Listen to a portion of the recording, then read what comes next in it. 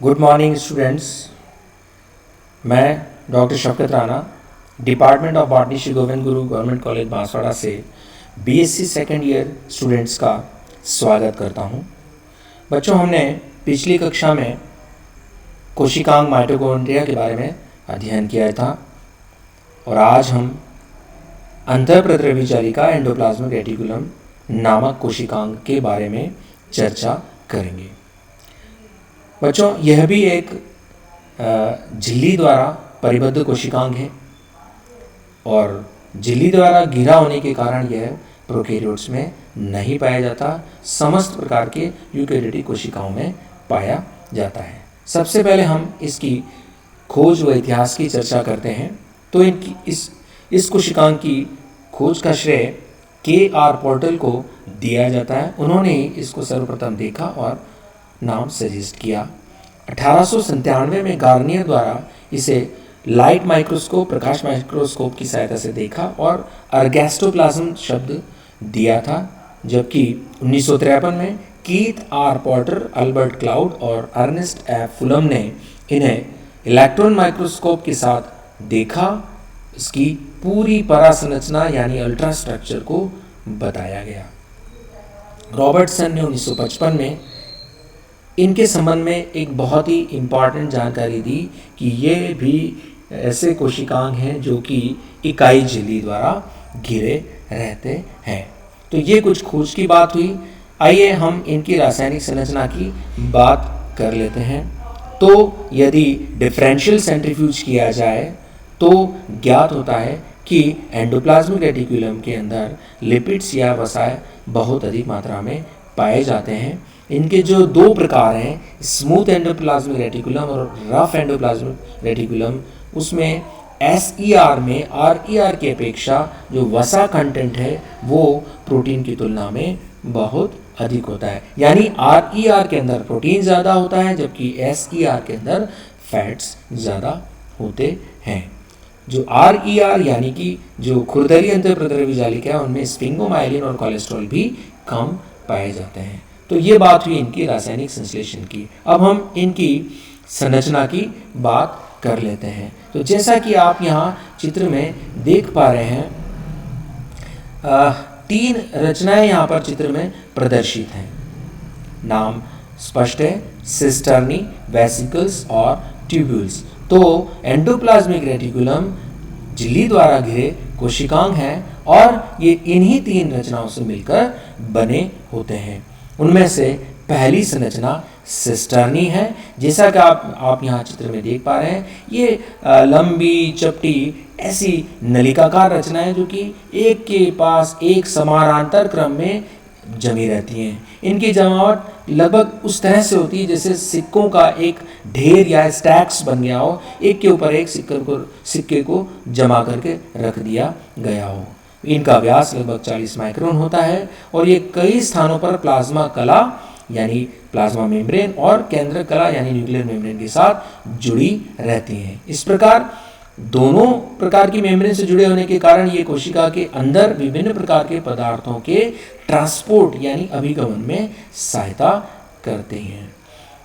Protein संश्लेषण में जो भी भाग लेने वाली कोशिकाएं होती हैं उनमें सिस्टर्नी की संख्या बहुत अधिक होती है।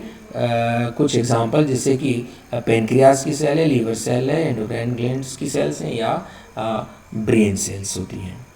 दूसरा भाग आता है हमारा पुटिकाएं या वेसिकल्स। जैसा कि आप चित्र में देख पा रहे हैं, ये लगभग गोलाकार या अंडाकार ऐसी रचनाएं होती हैं जिनका की व्यास 25 से 50 माइक्रोन होता है और ये प्रोटीन संश्लेषण करने वाली कोशिकाओं में अधिक संख्या में पाई जाती हैं।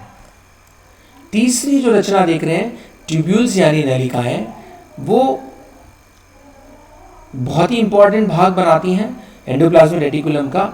और जैसा हम देख रहे हैं कि सिस्टर्नी जैसी ही नलिकाकार रचनाएं हैं, किंतु जहां सिस्टर्नी अविभाजित यानी अनब्रांच्ड रहती हैं जबकि ट्यूब्यूल्स लगातार और नियमित रूप से विभाजित होती रहती हैं। तो प्रमुख अंतर इनमें सिस्टर्नी और ट्यूब्यूल्स में यही होता है कि ये अविभाजित हैं और ये विभाजित होते हैं।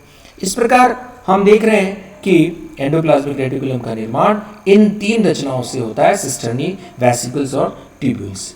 अब आइए हम अगली स्लाइड में एंडोप्लाज्मिक रेटिकुलम के जो दो प्रकार हैं उनके बारे में चर्चा करते हैं।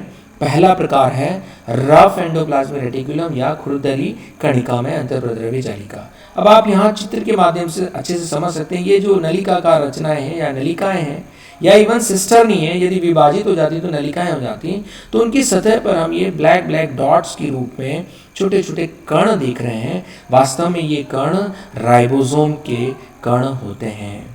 अर्थात इस प्रकार की अंतर्प्रद्रव्य जालिका की सतह पर राइबोसोम के विशेष कण पाए जाते हैं। इसी कारण इनको रफ या खुरदरी कणिकामय अंतर्प्रद्रव्य जालिका कहते हैं। प्रश्न उठता है कि ये राइबोसोम इन चिकनी नलिकाओं की सतह पर क्यों चिपके रहते हैं? तो उत्तर सरल है। ये एक विशेष प्रकार का प्रोटीन होता है जिसका नाम राइबोफ्लोरेंस होते हैं। उस प्रोटीन की सहायता से अंतःप्रद्रव्य जालिका की सतह पर ये चिपके रहते हैं। कई प्रतियोगी परीक्षाओं में इसको पूछा जाता है कि उस रसायन का नाम बताइए जिसकी सहायता से राइबोसोम अंतःप्रद्रव्य जालिका की सतह पर चिपके रहते हैं। एक और इम्पॉर्टेंट बात, राइबोसोम जब इन नलिकाओं की सतह पर चिपकते हैं तो वे अपनी बड़ी उपिकाई से इन नलिकाओं से जुड़ते हैं या चिपकते हैं। हम जानते ही हैं कि राइबोसोम दो उपिकाइयों से मिलकर के बने होते हैं, छोटी और बड़ी। तो यहाँ बड़ी उपिकाई के द्वारा ही ये नलिकाओं से जुड़े रहते हैं, चिपके रहते हैं। और जिस स्थल पर राइबोसोम इन नलिकाओं से जुड़ते हैं या चिपकते हैं उस स्थल पर छोटे छोटे छिद्र उत्पन्न हो जाते हैं और उन्हीं छिद्रों की सहायता से इन नलिकाओं में संश्लेषित होने वाले पदार्थ नलिकाओं से बाहर भी आ पाते हैं या बाहर से अंदर भी आ सकते हैं। इस प्रकार राइबोसोम की उपस्थिति के कारण इस प्रकार की अंतःप्रद्रव्य जालिकाओं में छिद्र विकसित हो जाते हैं और ये पदार्थों के आदान प्रदान या आवागमन में सहायक हो जाते हैं। अगली अंतःप्रद्रव्य जालिका चिकनी या कणिका विहीन अंतःप्रद्रव्य जालिका होती है और जैसा कि यहाँ आप चित्र में देख पा रहे हैं, इनकी सतह चाहे वो सिस्टर्नी हो, चाहे ये नलिका हो, चाहे इवन पुटिकाएं वेसिकल्स हों, किसी की भी सतह पर राइबोसोम्स नहीं पाए जाते हैं और राइबोसोम्स के अभाव के कारण ही ये स्मूथ या चिकनी या कणिका विहीन अंतःप्रद्रव्य जालिकाएं कहलाती हैं। इनका व्यास 500 से 1000 एंगस्ट्रॉम तक होता है और ये प्रायः स्टेरॉइड संश्लेषित करने वाली कोशिकाओं या शर्करा व उपापचय ग्लाइकोजन का उपापचय करने वाली कोशिकाओं में बहुत अधिक संख्या में पाई जाती हैं, जैसे यकृत कोशिका, लीवर सेल। पादप कोशिकाओं में भी ये बहुत महत्वपूर्ण भूमिका निभाती हैं क्योंकि उन कोशिकाओं में विभाजन के समय ये ऐसे वेसिकल्स या पुटिकाएं उत्पन्न करती हैं जिनसे कैल्शियम आयन मुक्त किया जाता है कोशिका के कोशिका द्रव्य में और वो कैल्शियम आयन गुणसूत्रों की गति का नियमन करता है। जो कोशिका विभाजन के समय क्रोमोसोम्स जो हैं अपने अपने क्रोमेटिड्स के द्वारा एक दूसरे से जब सेपरेट होकर के अपोजिट पोल्स पर जाते हैं तब उनको उस मूवमेंट में ये कैल्शियम आयन बहुत ही मददकारी या हेल्पफुल साबित होता है और ये कैल्शियम का स्त्रवण इसी स्मूथ एंडोप्लाज्मिक रेटिकुलम की पुटिकाओं द्वारा किया जाता है। प्रायः यह देखा गया है कि चिकनी एंडोप्लाज्मिक रेटिकुलम कोशिकाओं में नहीं पाई जाती, दुर्लभ होती है, किंतु कुछ विशिष्ट कोशिकाओं में ये पाई जाती है और जिन विशिष्ट कोशिकाओं में ये पाई जाती है तो फिर वहाँ बहुत सारी संख्या में ये पाई जाती है और जहाँ ये पाई जाती है वहाँ वसा, फॉस्फोलिपिड, स्टेरॉइड आदि का संश्लेषण करती हैं।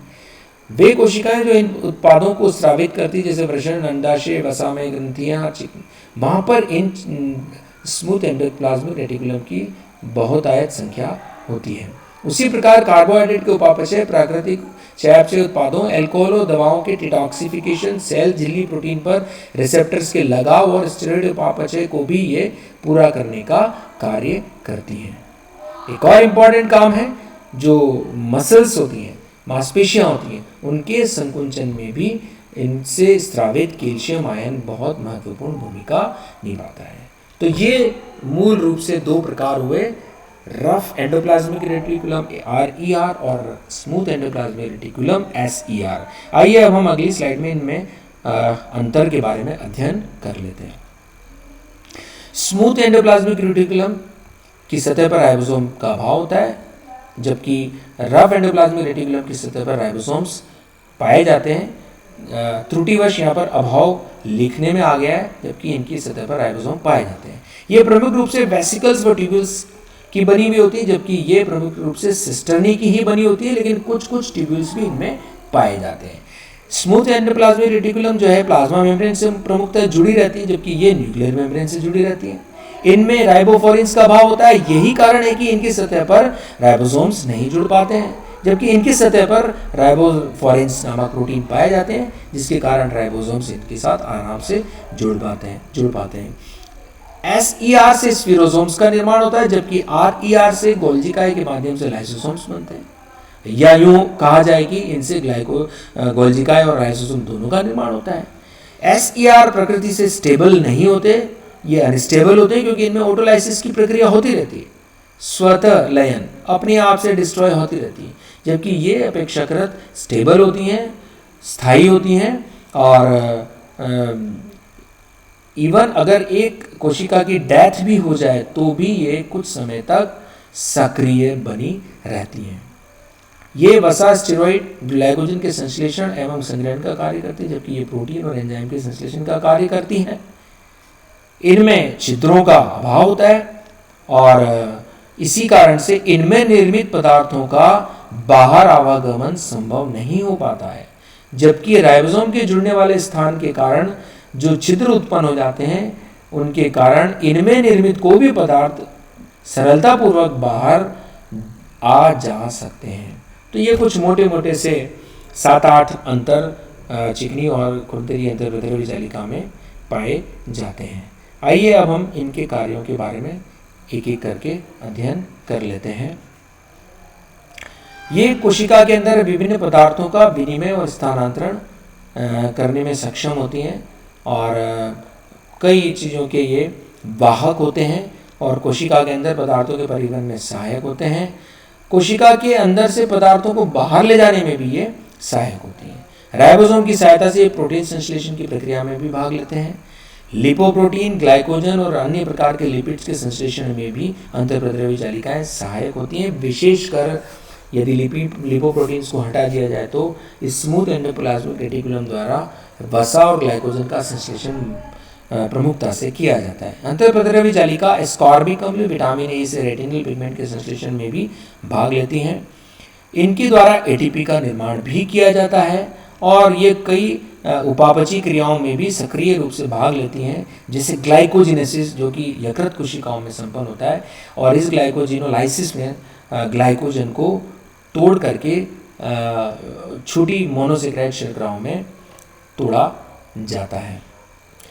कोशिकाओं में अंतर्द्रव्य जालिका अपने अवकाश में कैल्शियम आयन का संग्रह करती है, जो कि पेशी संकुंचन के समय बहुत ही इम्पॉर्टेंट रोल प्ले करती हैं। जब पेशी संकुंचन होता है तब एंडोप्लाज्मिक रेटिकुलम अपने में उपस्थित कैल्शियम को रिलीज कर देती हैं, और वो कैल्शियम जाकर के मसल्स के संकुंचन में महत्वपूर्ण भूमिका निभाता है।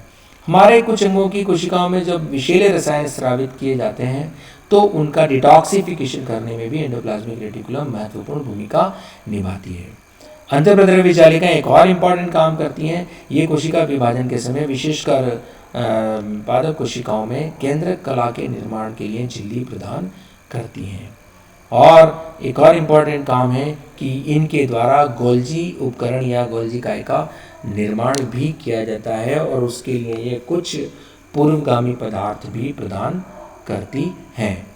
एक पहला कार्य जो स्लाइड में रह गया था वो भी बहुत इम्पॉर्टेंट है। ये सेल को मैकेनिकल सपोर्ट या यांत्रिक आलंबन देने का कार्य करती हैं, इसीलिए इनको कोशिका का कंकाल भी कहा जाता है।